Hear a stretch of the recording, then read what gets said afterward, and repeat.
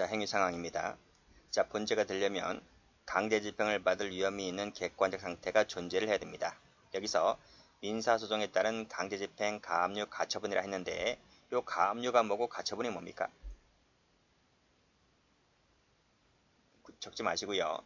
참고로 말씀드리면 그냥 듣기만 하시면 됩니다. 자, 갑이라는 채권자가 있습니다. A라는 채무자가 있고요. 돈을 빌려주겠죠.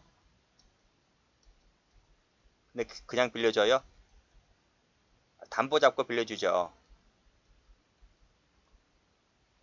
그렇죠? 담보가 토지나 건물이다. 이거. 예를 들면 뭐 아파트도 좋고요. 그렇죠? 자, 근데 이 채무자가 돈을 안 갚아요.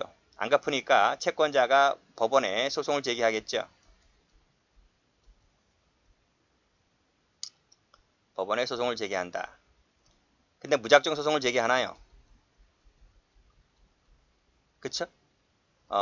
무작정 소송 제기하면 안 됩니다. 나중에 승소를 했다 할지라도 승소를 했는데 이 채무자의 재산이 없어. 이 재산을 미리 다 빼돌리고 미리 빼돌립니다. 미리 빼돌리거나 또는 탕진하거나 그래서 무일푼이 되거나 하면 어쩔 거야? 그렇잖아요. 의미가 없지. 승소했다고 해서 좋을 게 아니라니까요. 그러니까 이 채무자가 미리 빼돌리거나 뭐 탕진할 것을 예방하기 위해서 뭘 걸어둔다? 이 재산에 대해서 담보 제공할 때 이 담보에다가 뭘 걸어둔다? 미리 여기에다가 미리 가압류를 해두거나 가처분을 해둡니다. 제가 말씀드렸죠. 가압류를 가처분을 해두면 처분 금지효라고 하는 것이 발생한다고요. 그러니까 재산을 빼돌리지 못하는 거야.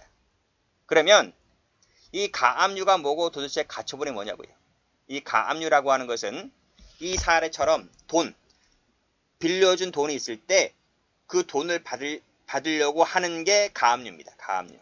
그러니까 보통 이 가압류라고 하는 것은 금전 받으려고 해두는 것이 가압류인 거고요. 가처분이라고 하는 것은 금전 말고 그 외의 권리라든지 또는 청구권 이런 채권이 있을 때 미리 해두는 것이 가처분입니다.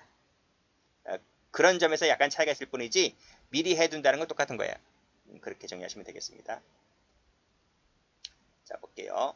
자, 이런 상태가 존재를 해야 되는데 이러한 상태가 존재하지 않잖아요. 그러면 본죄가 되지를 않습니다. 그쵸? 그런 내용이고, 자, 판례 보시면 강제집행을 면탈을 할 때 면탈한 상태라 하는 것은 민사집행법만 됩니다. 민사집행법에 나와 있습니다.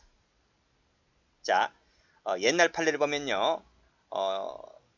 민사소송법으로 되어 있을 거예요. 민사소송법으로 되어 있을 텐데 요 81년도라 할지라도 다 민사소송법으로 되어 있을 텐데 제가 현행법에 맞춰서 민사소송법에서 민사집행법을 바꾸는 겁니다. 그렇게 보시고 그리고 제가 말씀드린 대로 이 가압류라고 하는 것은 금전, 이 가처분이라고 하는 것은 금전 외의 권리나 청구권에 해당될 때 하는 것이다. 이렇게 말씀드렸습니다. 자, 추상적 위헌범이라서 제기하거나 태세를 보일 때 재산을 빼돌리면 본죄가 될 수 있습니다. 자, 기세 보이죠? 그때 빼돌리는 겁니다. 채무 18억 원 정도 채무 초과 상태에 있었는데 그러면 곧 부도나죠? 부도납니다. 부도납니다. 그랬을 때 이제 채무 초과 상태에 있으면 채권자들이 달려들겠죠? 달려들겠죠? 그랬을 때에 이것은 강제집행을 당할 위험성이 있기 때문에 그때 재산을 빼돌리면 본죄가 될 수 있다. 그런 내용입니다. 자, 그 밑에 거 독촉을 받고 있는 상태도 아니었다. 그리고 법적 절차를 취하고 있는 준비 상태도 아니었다 라고 했을 때는 이러한 객관적 상태가 아니기 때문에 본죄가 재산을 빼돌렸다 할지라도 본죄가 되지 않는 겁니다. 여기도 마찬가지고요. 독촉을 받고 있는 것도 아니었다. 법적 절차를 취하고 있는 상태도 아니었다 라고 했을 때에는 설령 재산을 빼돌렸다 할지라도 본죄가 되지 않는다는 판례입니다. 자, 됐고 자, 다음 범위를 가보죠. 자, 판례 보시면 말씀드린 대로 민사집행법만 됩니다. 올라가서 형소법 안됩니다. 국세징수법 안됩니다. 자, 밑에 판에 나와있죠? 국제징수법 안됩니다. X. 자, 그 다음. 자, 민사집행법에 가면 2편 있고 3편이 있는데, 그 중에서 다 되는 게 아니라, 민사집행법 중에서 요 강제집행, 가압류, 가처분만 됩니다. 담보권 실행은 안 됩니다. 경매 안 됩니다. 이건 안 된다. 출제가 된 적이 있기 때문에 정리해 두시고요.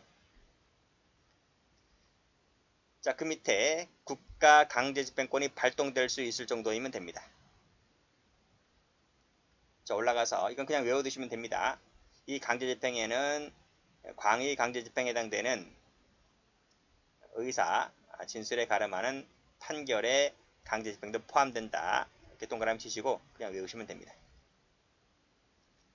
자, 이 강제집행에는 이행의 소도 포함됩니다. 소의 종류가 많아요. 민사집행법에 가보면 무슨 소가 있는데 이행의 소도 포함된다고 봅니다. 채권이 당연히 존재해야 되겠죠. 존재 동그라미 치시고 성립요건이다. 존재, 채권 채무 관계가 인정되지 아니할 때에는 당연히 재산을 빼돌렸다 할지라도 누가 뭐라 그럴 것 같죠? 죄가 되지 않는 겁니다. 채권 존재는 조건부라도 됩니다. 됐고, 자, 끊고 그 후라고 하는 말이 무슨 말이죠? 기수란 말, 기수 이후에는 조건이 불성취로 소멸되었다 할지라도 그건 기수 이후이기 때문에 일단 성립한 범죄에는 영향을 끼치지 못하게 됩니다. 기수가 된다는 겁니다. 그런 얘기고. 자, 그 다음 또 나왔네요. 존재는 성립요건이다. 따라서 상계 효력이 발생하잖아요. 상계라고 하는 것은 서로 주고받고 맞계산했다는 거예요. 맞계산을 한 시점 이후에는 뭐지? 이때는 채권 존재가 인정되지 않는 거죠. 그래서 본죄가 되지 않는다는 그 뜻입니다. 됐고, 자, 공소시효를 갑니다.